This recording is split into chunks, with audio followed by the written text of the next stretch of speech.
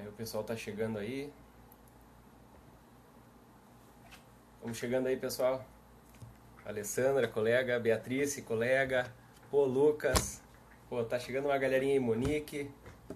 Legal. Vai ser muito legal.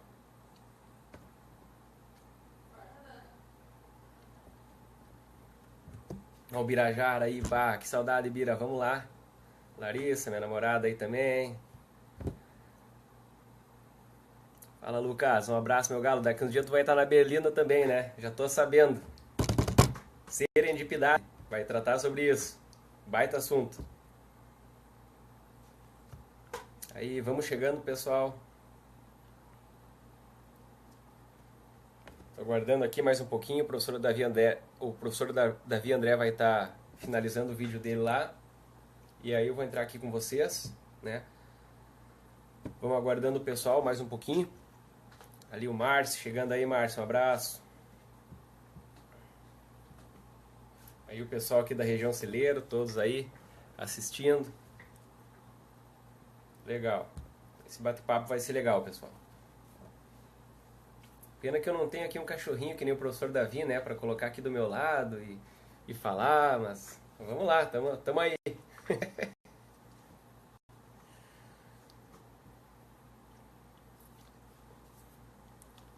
Pessoal aí que tá se preparando para concurso, vão, vão teclando aí quem é que é aluno de faculdade, quem é que está se preparando para concurso, quem é que é advogado, quem é que está aqui assistindo o vídeo porque gosta de temas jurídicos. Aí, Lucas, perfeito? Então, beleza, cara. Aqui, Criciúmal, né? O pessoal nem sabe onde é que fica, Criciúmal, longe de tudo, menos da Argentina. Mas aqui a internet tá boa. Aí, o professor Davi André já tá com nós aí. Para quem não sabe, pessoal, eu sou delegado de polícia aqui no estado do Rio Grande do Sul. Estou lotado na delegacia de polícia de Criciúmal, titularidade, mas atualmente, hoje eu respondo pelo expediente de 5 delegacias. E o José Vinícius, cara, de Bicaco lá, meu, que legal, cara. Um abração, meu galo. Tô lotado aqui em Criciúmal, pessoal, uma cidadezinha pequena aqui com 16 mil habitantes, próximo de Três Passos, 3 de Maio, Santa Rosa, um pouquinho para cima de Juí no mapa ali. Fronteira com Santa Catarina e fronteira com a Argentina. O pessoal que é de outro estado aí, não repare o sotaque, né? O sotaque aqui do povo do Sul é assim mesmo. Eu tenho vários amigos que são no Facebook, vários amigos que são de outros estados. Então não estranhe meu sotaque, para quem nunca me ouviu falar. Esse é o meu jeito. Cuida para não bater na mesa. Então, mão para cima. Dá algum barulho se bater na mesa? Atrapalha o áudio?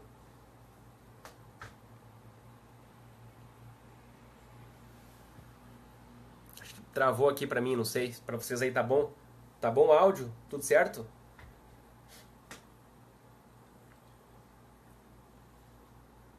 Certo, já vou deixar um abraço aqui pro delegado Birajara, ali de Santa Rosa, delegado regional, e para Bianca. Um abraço pro pessoal da faculdade da FEMA que eventualmente estiver assistindo aí. Se tem alguém assistindo aí daqui da região, se apresente, né? Um abraço pro pessoal da faculdade da FEMA e um abraço também para a professora Heloísa da Unijuí, que já me convidou várias vezes para dar algumas palestras ali. Um abraço também para os alunos da Unijuí que eventualmente estejam assistindo. Pô, Everaldo, se não me engano, foi meu colega de faculdade, tchê. Que saudade, meu galo. Um abraço então para o pessoal da Unijuí, em nome da professora Heloísa. Espero que essa conversa que a gente vai ter aqui seja proveitosa para todos, né? Tanto para quem está cursando a faculdade, como para quem está na busca de algum concurso, e para quem simplesmente está advogando e quer se atualizar, quer um pouco de conhecimento. Tá chegando aí o pessoal aqui de Criciúmal também, a Lilian acabou de entrar. Isso, a Wanda ali, o pessoal está chegando. Continua boa a conexão, pessoal? Tá tudo certo? Terem uns dedinhos aí para eu saber que tá legal.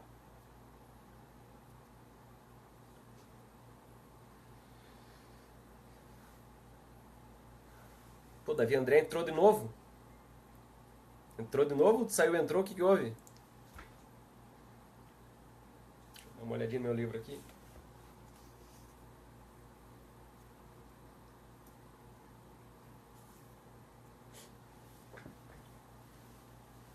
Excelente a transmissão.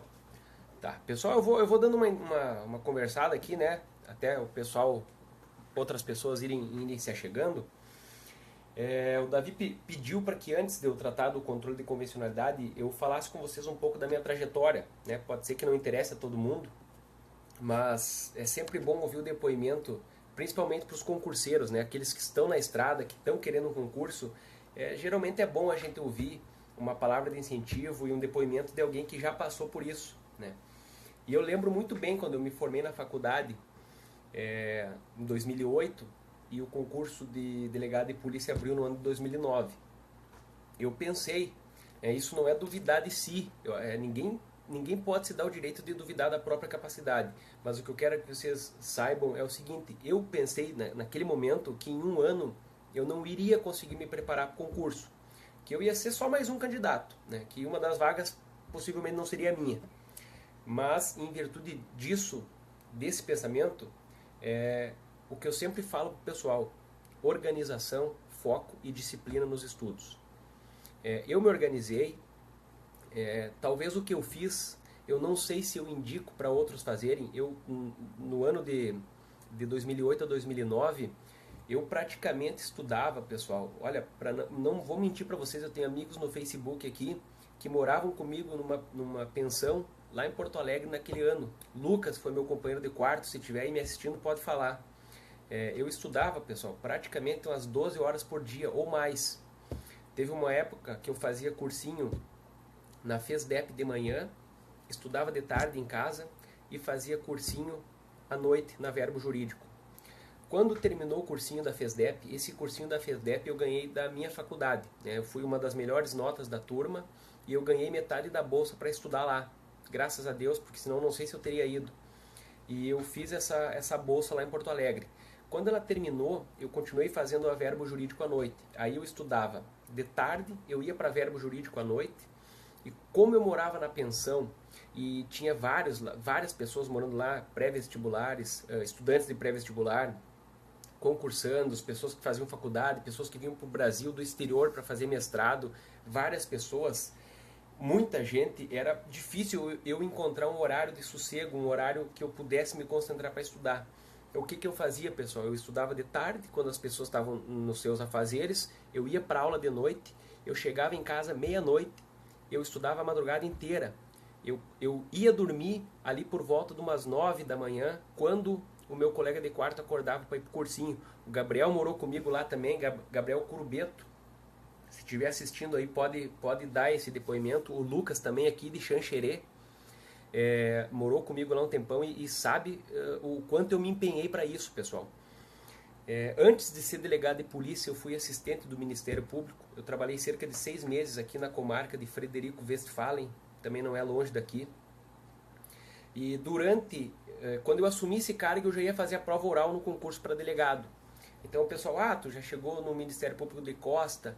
Não foi bem assim, eu me empenhei muito nesse tempo que eu trabalhei ali, né? Fiz vários amigos ali na cidade de Frederico, vários companheiros de trabalho também. E acontece, pessoal, que a vida da gente vai seguindo seu rumo, as coisas vão se ajeitando, não é? Então, isso que eu falei para vocês, pessoal: organização, estudo, foco, disciplina, tá?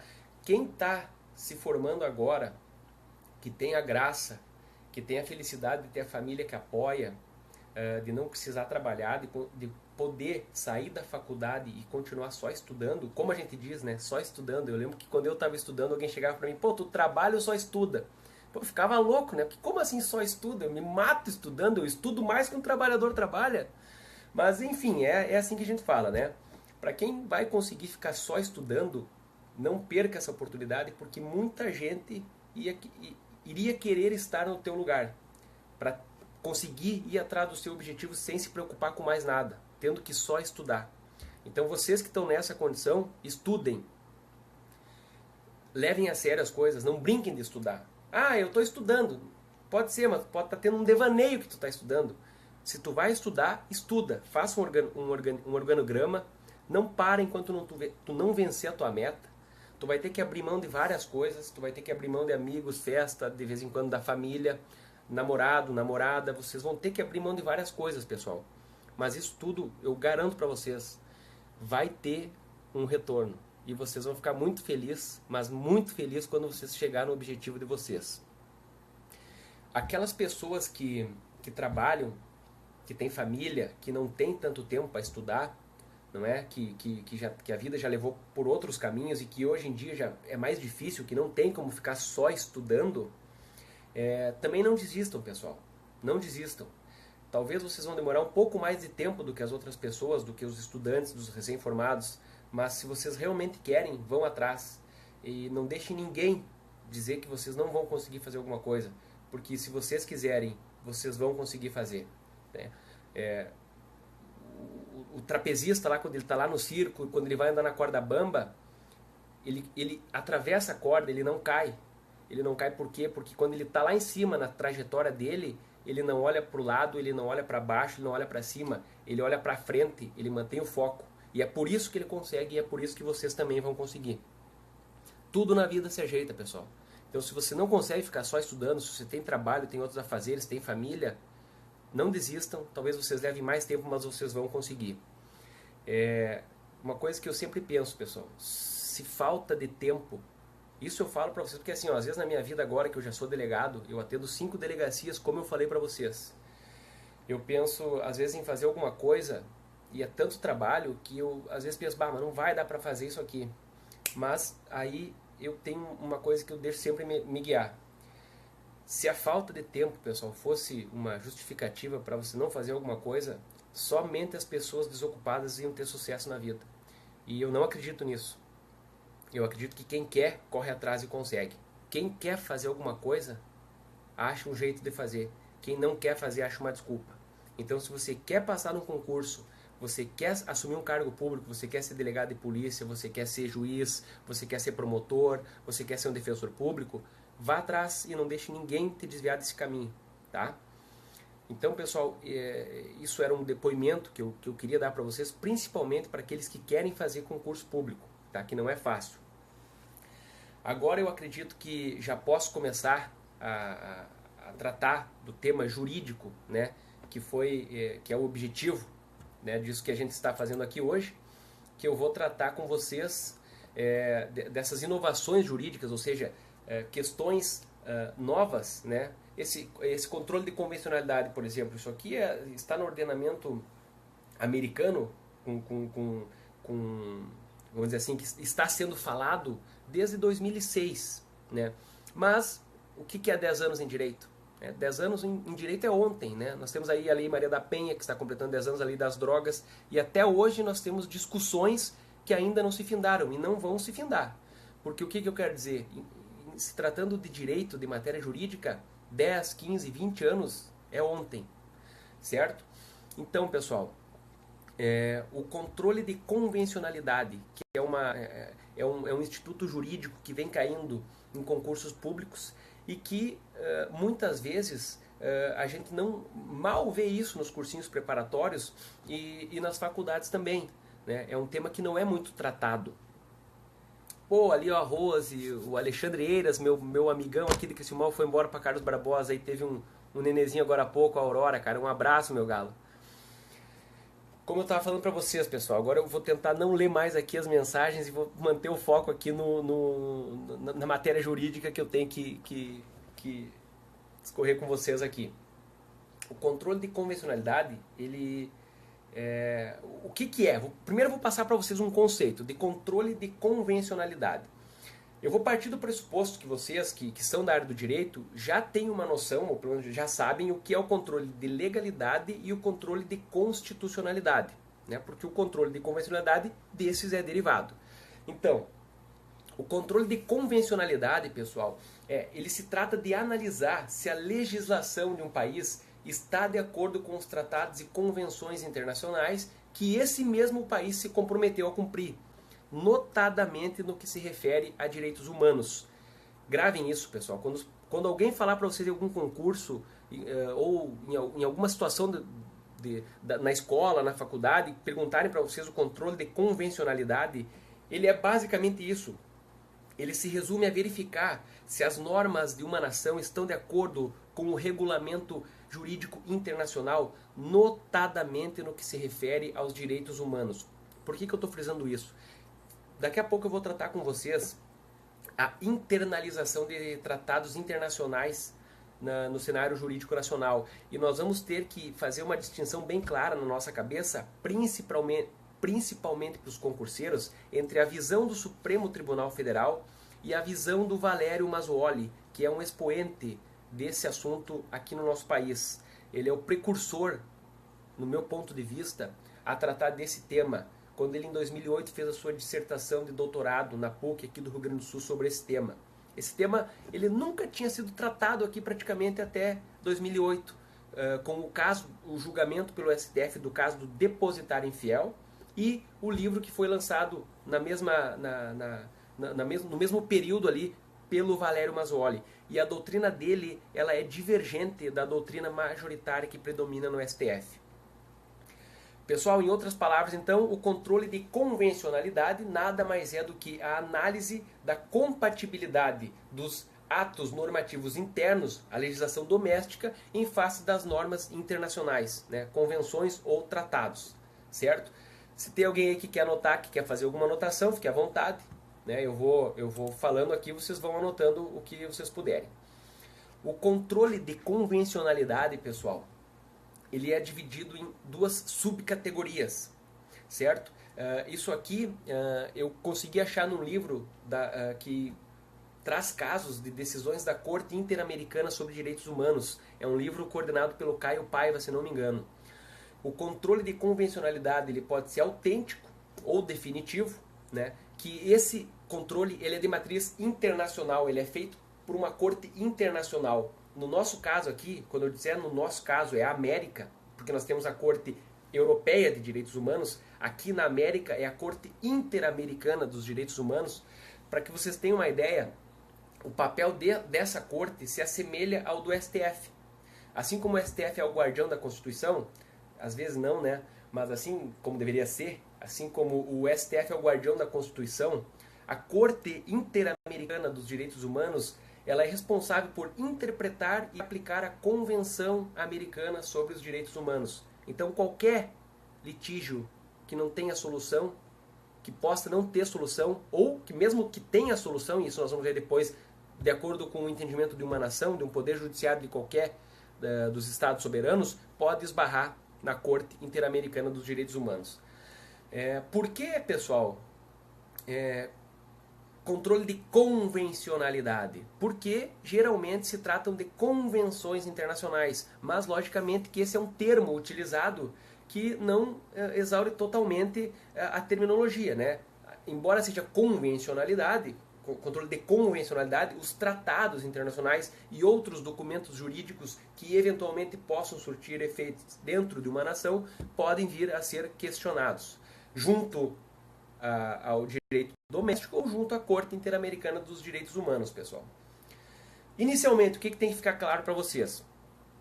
O jurista constitucional clássico, para esse jurista clássico, a validade de uma norma ela dependia unicamente do fato de que esta norma estivesse de acordo com a Constituição Federal. Ou seja, esse é o controle de constitucionalidade, que todas as faculdades tratam, que todos os cursinhos tratam. Entretanto, pessoal, o jurista constitucional moderno, o jurista do terceiro milênio, vamos dizer assim, ele não se contenta só com isso. Além do controle de constitucionalidade, que é quando se verifica a compatibilidade da norma que se suspeita de antinomia com a Constituição Federal, esse jurista vai além. Ainda nos preocupamos com a validade dessa norma, desde que ela não seja antinômica frente aos tratados internacionais, à legislação jurídica internacional. Isso é o controle de convencionalidade. Isso que eu estou passando para vocês, pessoal, faz parte do conceito de controle de convencionalidade, para que vocês não confundam o controle de legalidade, que é quando, por exemplo, se questiona um decreto em relação a uma lei, né? O controle de constitucionalidade, que é quando você questiona a validade de uma lei em relação à Constituição Federal de uma nação, e o controle de convencionalidade, que é esse que eu estou tratando com vocês aqui, que se refere ao plano jurídico internacional, pessoal. Vejam que uma diferença significativa é de que enquanto o controle de constitucionalidade ele tem por fim a garantia da unidade e da coerência do ordenamento jurídico, o controle de convencionalidade é complementar. Ele implica num reforço à proteção dos direitos humanos do ponto de vista internacional. Vejam, volta e meia a gente fala de direitos humanos, porque não tem como se tratar de controle de convencionalidade se nós não estivermos tratando intrinsecamente dos direitos humanos, pessoal. Dentro daquilo que eu falei para você agora ali, da divisão do jurista constitucional clássico e do moderno, é que surge, se um dia perguntarem para você num concurso ou numa prova da faculdade, e isso pode ser perguntado e já foi perguntado, o que é o duplo controle de verticalidade? Quando você escutar essa expressão, o duplo controle de verticalidade, você nem pensa, você já emenda. É a referência que se faz ao controle de constitucionalidade e ao controle de convencionalidade das normas internas de uma nação. Ou seja, ela vai ter que passar pelo crivo da constitucionalidade e pelo crivo da convencionalidade. É como se fosse um caminho com duas mãos. E é uma lei, para ser válida, ela tem que ser aprovada nos dois crivos. Nós já tivemos casos em que houve decisões conflitantes. E eu vou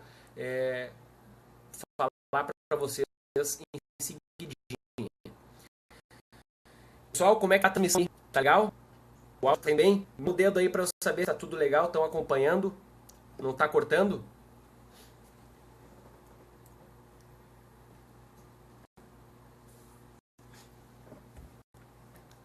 Hein, pessoal? Tá tudo certinho?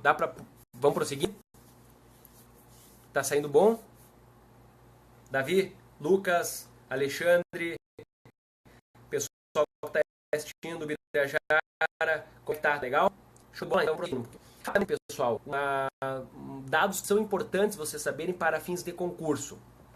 Que às vezes tu pega um examinador que não tem muitas perguntas para fazer, e aí o cara vai tentar te lascar em datas, vai tentar te lascar em casos específicos. Então, isso, quem quer anotar para concurso, anote. A expressão controle de convencionalidade, ela foi utilizada pela Corte Interamericana dos Direitos Humanos pela vez no ano de 2003. 2003, pessoal. Isso fazem o quê? Olha quantos anos faz isso. Quando é que foi feito isso? Foi no caso Mirna Makcheng versus Guatemala. Então, nesse caso pontual, foi a primeira vez em que a Corte Interamericana dos Direitos Humanos utilizou essa expressão. Mas essa expressão foi utilizada e ficou meio que de molho. No ano de 2006, vejam bem, 2006, há 10 anos atrás, agora não, agora 11 já estamos em 2017. No ano de 2006, no julgamento do caso Almonacid Arellano versus o Chile, essa expressão controle de convencionalidade deu um boom aqui na América. Foi no julgamento deste caso emblemático, esse hard case, que a Corte Interamericana dos Direitos Humanos deixou expresso na decisão que os poderes judiciários das nações devem implementar uma espécie de controle de convencionalidade das normas internas. Captaram isso, pessoal? 2006 foi quando a Corte Interamericana disse que as nações têm que começar a fazer esse controle. E até hoje muito pouco foi feito aqui no Brasil. No Brasil, pessoal, esse tema ele começou a ser tratado, como eu falei para vocês, no meu ponto de vista, o maior expoente que nós temos do controle de convencionalidade é o Valério de Oliveira Mazzuoli. Ele já teve, inclusive, a sua teoria esmiuçada pelo Luiz Flávio Gomes em um artigo na internet. É muito interessante a teoria dele para quem tem o interesse de se inteirar desse assunto. Eu vou, resumidamente, conversar sobre ela com vocês. E em 2008, quando ele fez a sua dissertação do doutorado, também teve a decisão emblemática do STF no caso da prisão do depositário infiel. nós vamos tratar em seguidinha sobre isso. Então, pessoal, 2013 é a primeira vez que a Corte falou sobre isso. 2006, quando deu o boom, que a Corte Interamericana impôs aos países que realizem esse controle de convencionalidade, não basta mais só o controle de constitucionalidade das normas, e em 2008 que esse tema começou a ser trabalhado, ainda que de forma acanhada pela doutrina, e hoje 10 anos depois, né, que nós estamos aqui. Eu estou conversando com vocês porque começaram a perguntar isso em concurso, né, para vocês verem como a gente está adiantado, só que não.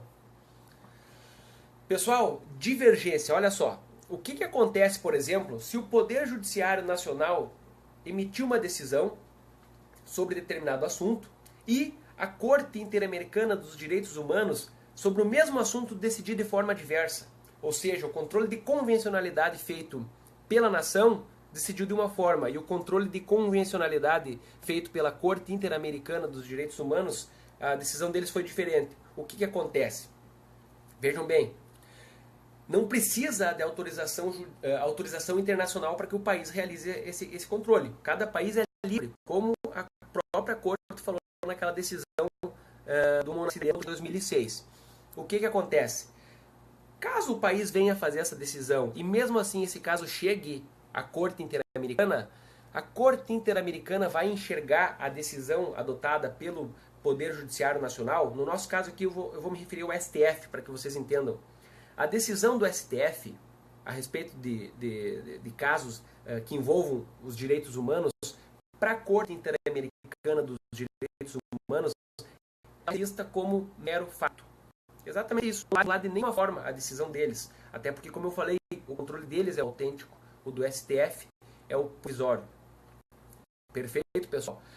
O André de Carvalho Ramos é um escritor que escreve sobre isso também, procurador da República. Ele aponta duas formas de solucionar esse tipo de conflito, quando a decisão do STF não estiver de acordo com a decisão da Corte Interamericana.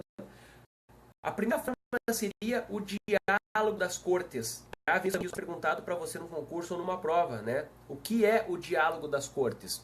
É exatamente isso que a expressão fala. É o diálogo, é a harmonização de entendimento. Por exemplo, o STF e a Corte Interamericana dos Direitos Humanos, cada um ponderar a fundamentação e os argumentos daquele tribunal, daquela corte, para fins de chegar a uma decisão em consenso. Até porque direitos humanos, além de ser interesse do plano jurídico internacional, também é das nações. Né? Geralmente os ordenamentos jurídicos eles são construídos para respeitar esses direitos humanos. Então não é possível, veja bem, até é possível, mas é muito difícil que uma decisão seja totalmente contraditória e que não possa haver esse diálogo das fontes. Das cortes, me desculpem. O diálogo das fontes é outra coisa que eu vou falar depois. Aguarde. O diálogo das cortes se resume a isso. É uma das formas de resolução desse conflito. Qual seria a segunda forma de resolver esse conflito, pessoal? O duplo controle ou duplo crivo, que é aquilo que eu falei para vocês. Se não houver um consenso, a decisão do plano internacional da Corte ela vai preponderar, porque como eu falei para vocês, a decisão do STF vai ser vista como um mero fato, nada mais que isso. Então, a primeira forma de resolver o conflito é entre o STF e a Corte Interamericana, o diálogo das Cortes. Não havendo controle de constitucionalidade do STF, mesmo que ele exerça o controle provisório de convencionalidade, o controle de convencionalidade autêntico vai ser feito pela Corte Interamericana. E o que eles decidir, o Brasil vai ter que cumprir. Agora preste atenção no que eu vou falar. Nós já tivemos aqui, no nosso país, um caso onde houve essa divergência. Eu vou falar para vocês que agora alguns vão lembrar, outros não vão lembrar. Quando é que foi isso? O caso se chama Gomesland e outros versus Brasil. Depois vocês podem procurar isso no Google, vocês podem achar lá pelo caso da guerrilha do Araguaia, foi como ficou conhecido. Eu não vou falar a história aqui para vocês do fato, mas resumidamente se trata do período da ditadura, onde foram praticados diversas torturas, diversos desaparecimentos forçados, diversas mortes. O que se questionava ali? A validade da lei da anistia. Alguns vão lembrar disso. Quem é que lembra dessa discussão que o STF enfrentou recentemente? Dá o dedinho aí, para eu saber que vocês vão compreender. Eu resumindo aqui na fala para não estender muito esse assunto. Feito? Vamos seguindo então. O que aconteceu nesse caso, pessoal? O Supremo Tribunal Federal, ao julgar a ação de precedente fundamental, que é uma forma de controle concentrado de constitucionalidade, a DPF 153, disse o quê? Disse que a lei da anistia, a lei 6.683, ela foi recepcionada pela ordem constitucional dessa forma ampla como ela está posta na lei. Ou seja, o Supremo disse o quê? Esta lei é constitucional. Vejam, passou pelo primeiro crivo, o controle de constitucionalidade. Essa questão apontou, no caso Gomes Land e outros versus o Brasil, e onde o Brasil tomou um baita cravaço, uma condenação. O que a Corte Interamericana disse? Negativo. Essa lei, do jeito que está, dessa forma ampla, ela não pode ser utilizada pelos agentes da ditadura para fim de excluir a sua responsabilidade criminal sob pena de grave violação dos direitos humanos. Então vocês vejam que aí a gente tem um impasse entre a decisão do STF e a da Corte Interamericana dos Direitos Humanos sobre o mesmo assunto. Compreendem isso? O que acontece, pessoal? Se a nossa Constituição diz, lá no inciso 1 ou 2, que um dos princípios do Brasil é a prevalência dos direitos humanos, aí o Brasil vem, o STF diz que essa lei foi recepcionada pela Constituição. Aí, dali a pouco, vem a Corte Interamericana e diz, não, essa lei não respeita os direitos humanos. Então é óbvio que nós temos um conflito aí. E como eu tenho certeza, pessoal, que o STF é um tribunal difícil de reconhecer os próprios erros, porque eles vão ter a chance de... O pessoal entrou com uma nova ação, né, dizendo que o Brasil não está cumprindo essa decisão da Corte Interamericana. Então eles vão ter a oportunidade de se redimir. Eu espero que assim façam, né? Porque no Brasil é sempre assim, né? Essa mania de auto-anistiar as coisas que nós temos de errado, né? Agora a gente teve um caso aí, né, da Operação Lava Jato da Polícia Federal. Um abraço, inclusive, para o delegado Dinarte aqui, da Polícia Federal de Santo Ângelo, amigão, parceiro, e em nome de todos os delegados, parabéns para a Polícia Federal por operação. Vocês estão, literalmente, estão lavando o Brasil, estão passando a limpo, né? Tentaram agora, no Congresso, aprovar uma lei que ia ser uma espécie de anistia da corrupção. Ou seja, nós queremos endireitar o país, queremos que a coisa ande, mas a gente quer anistiar tudo que aconteceu de errado no passado, inclusive agora. Vamos acabar com a corrupção, vamos, mas o que foi corrompido até agora vamos deixar assim. Não, não é assim não, pessoal. Tem direitos que não podem ser deixados para trás. E se a gente quer evoluir no futuro, a gente tem que olhar para o passado e corrigir os erros do passado, certo? Eu vou parar de falar de corrupção porque eu me estresso um pouquinho com esse tema, eu não gosto nem um pouquinho. Então vamos seguindo adiante, pessoal. Sobre os tratados internacionais, nesse caso específico emblemático que eu falei para vocês ali, da questão do depositário infiel, que o STF em 2008 abordou essa questão de forma específica, eles disseram que os tratados internacionais, quando internalizados pelo nosso país, eles não vão ter o condão de revogar leis. Eles não vai ser essa expressão utilizada. Anote isso aí no teu material de estudo. O que vai acontecer? É uma eficácia paralisante. Os tratados internacionais, quando forem convergentes, quando forem divergentes, me desculpem, quando forem divergentes da legislação nacional, eles vão paralisar o efeito dessas leis, mas eles não vão revogar. Principalmente por causa da doutrina utilizada pelo STF, que a maioria dos tratados internalizados eles têm status de supralegalidade. Esse que é o problema. Se fosse pela doutrina do Mazzuoli, eles teriam todos o status de constitucionalidade. Aí o papo seria diferente. Eu vou já explicar para vocês. Vocês vão ter que sair daqui sabendo. Então, pessoal, sobre direitos humanos, tratados internacionais, nós temos aqui no Brasil, no STF, né, o HC, habeas corpus 87585 e o recurso extraordinário 466343. Nesses dois procedimentos praticamente julgados conjuntamente, onde se tratou da prisão do depositário fiel, qual foi a decisão, o pano de fundo que os ministros decidiram? Tratados de direitos humanos valem mais do que lei ordinária. Isso tem que ficar claro para vocês, tá? Anotem aí, tratados de direitos humanos valem mais que lei ordinárias.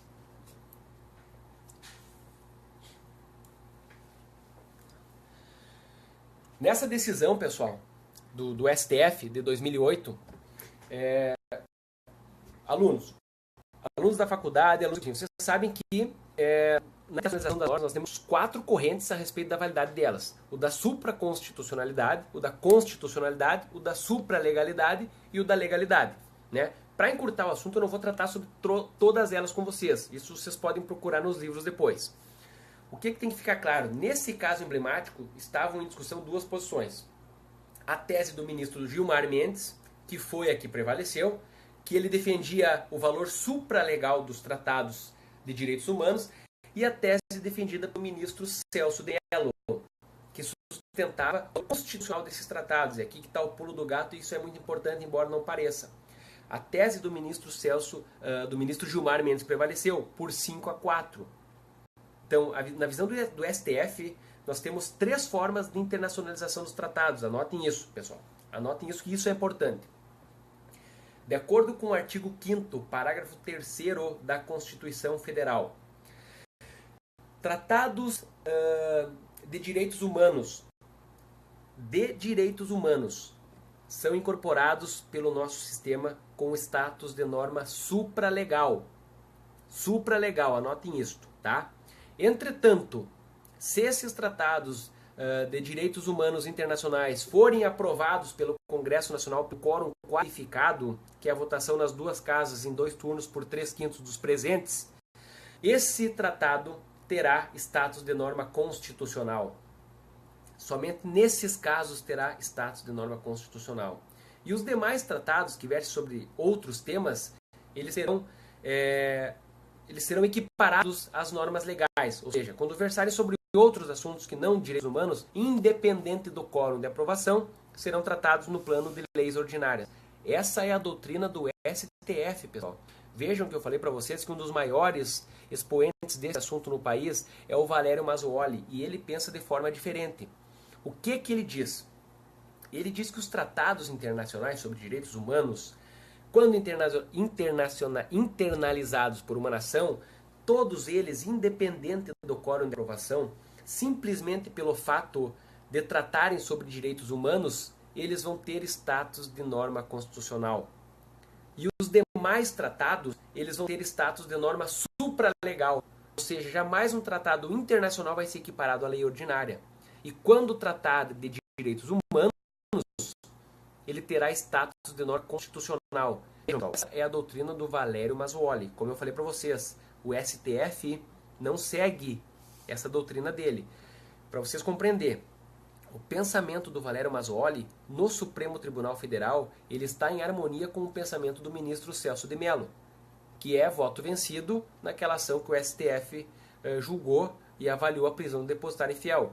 Ou seja, a visão do Gilmar Mendes, que prevaleceu, diverge, que é a majoritária do STF, né? A visão do Gilmar Mendes é a majoritária do STF, diverge da visão do Valério Mazzuoli e do ministro Celso de Mello. E, se eu não me engano, da professora Flávia Piovesan também. Há um tempo atrás eu li um artigo dela sobre isso, e eu acredito que o pensamento dela é nesse sentido do Valério. Pessoal, o que importa isso, né? Você pode estar perguntando, mas o que importa se vai ter status de norma constitucional? O que importa se vai ter status de norma supralegal? Para você que trabalha na área, que pretende ser especialista em direito constitucional, para você que está fazendo concurso, isso é muito importante. Por quê? Porque, veja bem, a partir do momento que um tratado de direitos humanos for aprovado no Brasil com o quórum qualificado, ele vai integrar o que a gente chama de bloco de constitucionalidade. E quando uma norma ganha esse status, ela pode ser alvo do controle concentrado de constitucionalidade, pessoal. Aqui que está o pulo. Se o Tratado de Direitos Humanos não for aprovado pelo quórum qualificado, mas for aprovado pelo quórum simples, ele vai ser uma norma supralegal. Ele só vai poder ser questionado no sistema difuso, no controle difuso de constitucionalidade, mas jamais no sistema do controle concentrado perante o STF.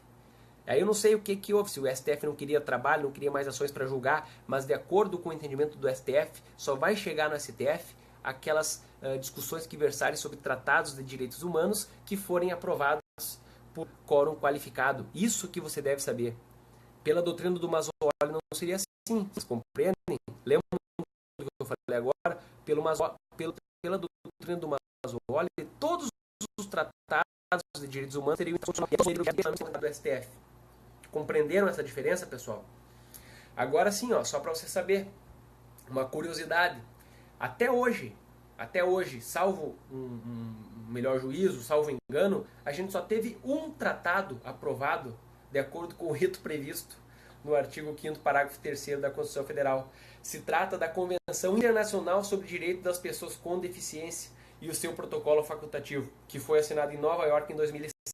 Vocês vejam bem, já fazem 10 anos.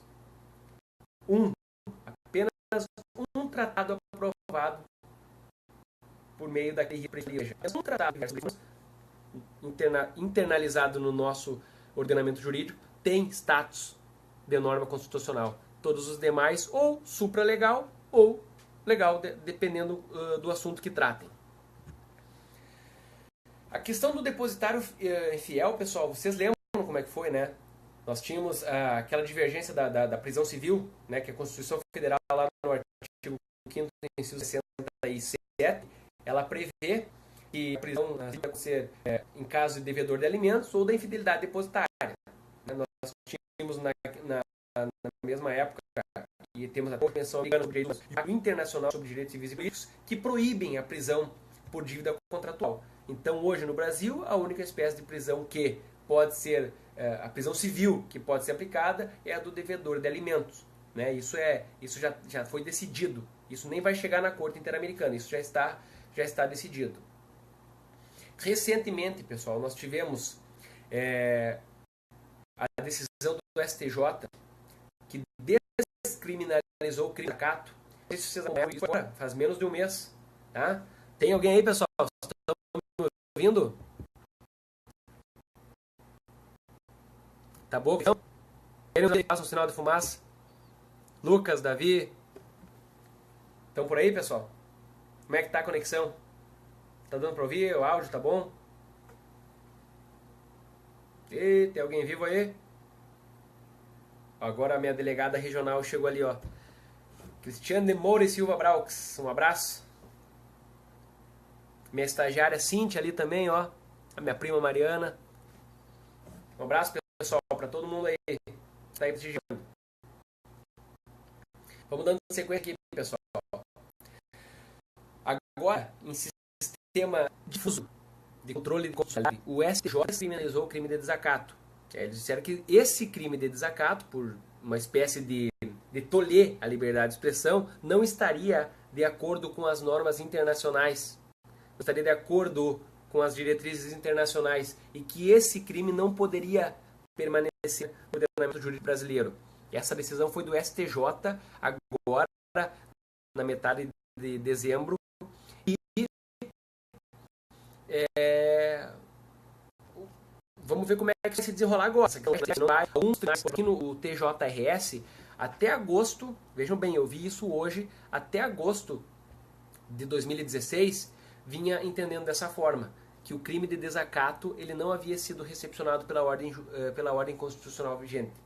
A partir de agosto, a turma recursal do Rio Grande do Sul pode ter sofrido, acredito eu, uma alteração de peças, algum juiz convocado se aposentou, e o posicionamento simplesmente alterou. As últimas 12 decisões aqui do TJRS, da turma recursal, é do desacato. Então, nós já temos aí esse impasse entre o TJRS, a turma recursal, e o novo posicionamento do STJ. Inclusive, os juízes eles fizeram questão de frisar nos acórdãos que o desembargador Luiz Antônio Alves Capra, ele vota nesse sentido, da descriminalização do desacato por inconstitucionalidade. Só que ele é conhecido em outras. O professor colocou ali que está falhando um pouco, mas depois, quando o vídeo for disponibilizado, fica legal. Manda bala. Vamos lá então, pessoal. Professora Heloísa ali da Unijuí, um abraço. Um abraço também para os alunos da Unijuí. Estou adorando. Que legal, professora. Que legal. Fico feliz. Isso aí, uma pessoa do seu gabarito, que tem seu conhecimento em direito constitucional, tá gostando do que eu estou falando. Então vamos lá, vamos seguindo, pessoal. Se a gravação eventualmente estiver ruim, depois pode ser assistida por quem tiver interesse. Pessoal, o Supremo Tribunal Federal, uma perguntinha. O Supremo Tribunal Federal pode, além do controle concentrado de constitucionalidade ou de convencionalidade, que de forma exclusiva, exercer também o controle difuso. O STF pode fazer isso? Pode, pessoal. Era 466-343, onde o STF, em controle difuso de constitucionalidade e de convencionalidade, analisou a questão da prisão do depositário infiel. Débora Dal Bosco, ali, minha tia de Passo Fundo, Rio Grande do Sul, tchê, um abraço. Cria um canal no YouTube, daí o pessoal pode ver os vídeos sempre que quiser. Pois é, vamos ver, né? Mas aqui também dá pra assistir, né? Só ter vontade que vai dar. Vamos ver, pessoal, o que mais eu posso falar pra vocês aqui que eu já não tenha falado. Bom, doutrina para vocês estudar sobre isso, pessoal. Quem tiver interesse em aprender sobre o controle de convencionalidade, eu indico que leia essas decisões do STF que eu referi para vocês, já agora aqui, que são o HC 87585 e o recurso extraordinário 46343, né? Leiam essas duas decisões para vocês aprenderem a doutrina do STF, porque nessas decisões está o posicionamento majoritário do F que eu falei hoje, e para concurso eu oriento vocês a seguir a posição do STF. Mas para quem quiser expandir o seu conhecimento e aprender mais sobre o assunto e de repente numa prova oral ter mais conhecimento para impressionar o examinador, estude a doutrina do Valério de Oliveira Mazzoli. O livro dele é muito bom, a tese dele é muito explicada. O professor na internet já esmiuçou a tese do doutorado dele. É muito bem fácil de entender. A diferença, pessoal, vou repetir já para finalizar a apresentação, ela se dá nesse ponto aqui, ó. Que eu vou falar para vocês. Os tratados internacionais de direitos humanos, ratificados e vigentes no Brasil, mas que não forem aprovados com o quórum qualificado, eles possuem status de norma supralegal. Essa é a posição do ministro Gilmar Mendes, que é o voto vencedor do STF, que é a posição do STF, mas não é a posição do Valério Mazzoli. Para ele, todos os tratados de direitos humanos seriam constitucionais, status de norma constitucional, pelo simples fato de tratar desse tema, certo?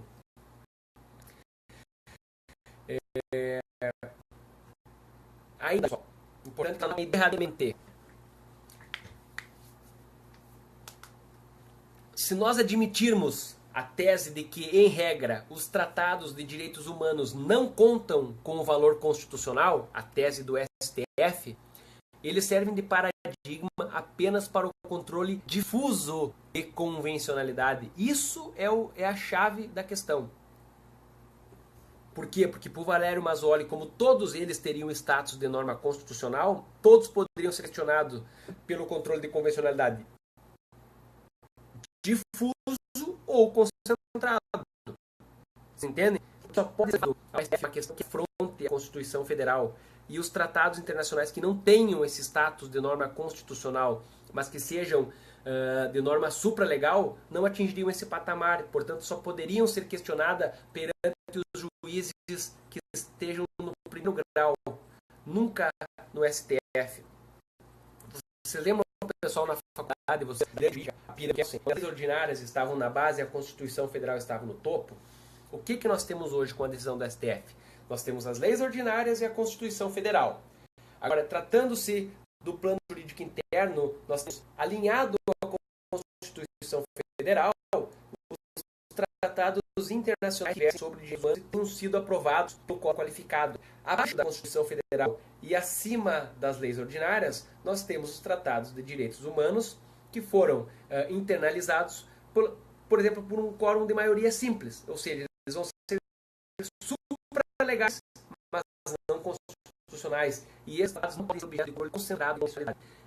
Resumidamente, pessoal, a divergência que existe entre a doutrina do Valério Mazzoli e a do STF é essa. Eu espero que isso tenha ficado claro para vocês.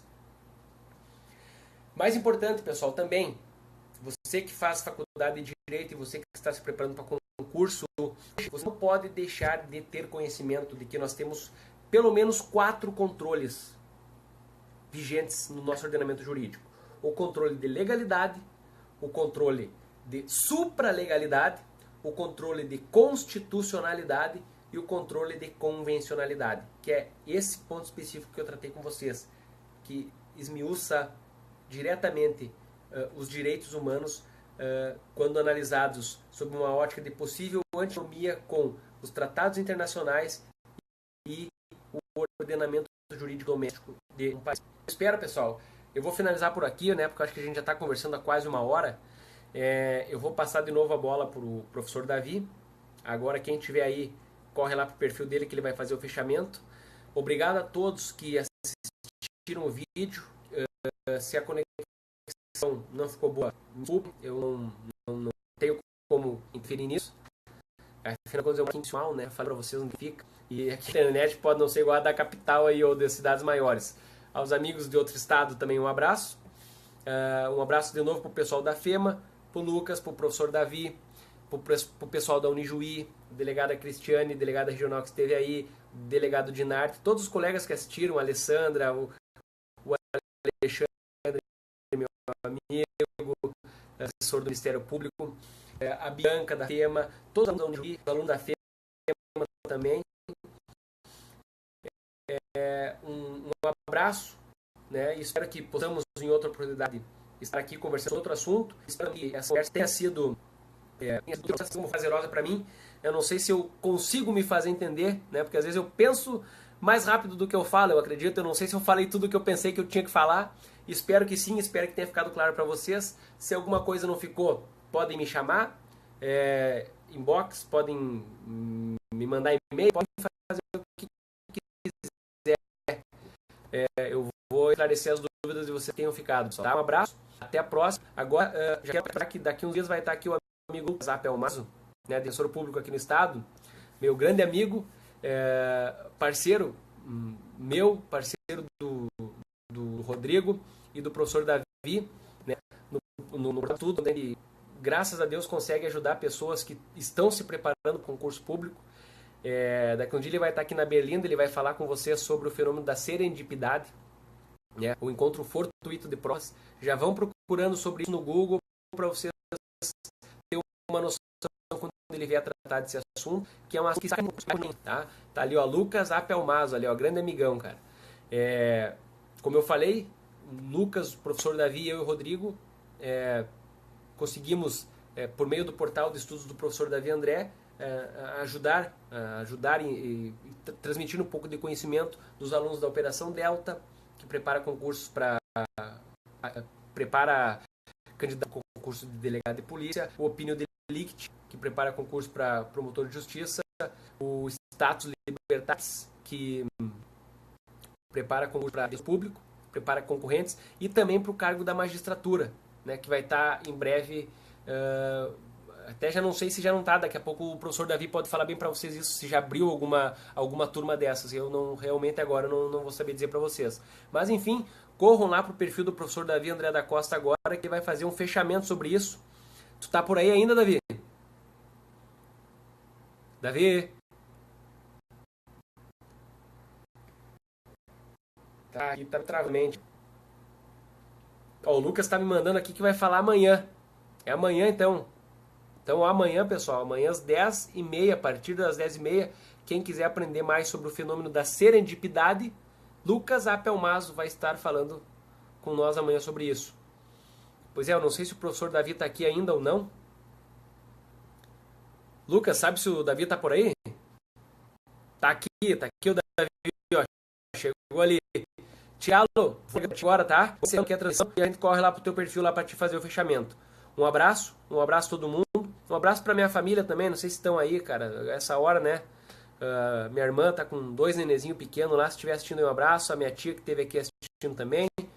A minha namorada estava assistindo também, minha mãe estava aí. Nem são da área do direito, mas estavam aqui prestigiando. Então um abraço para todo mundo. Um abraço, pessoal, tá? Até mais.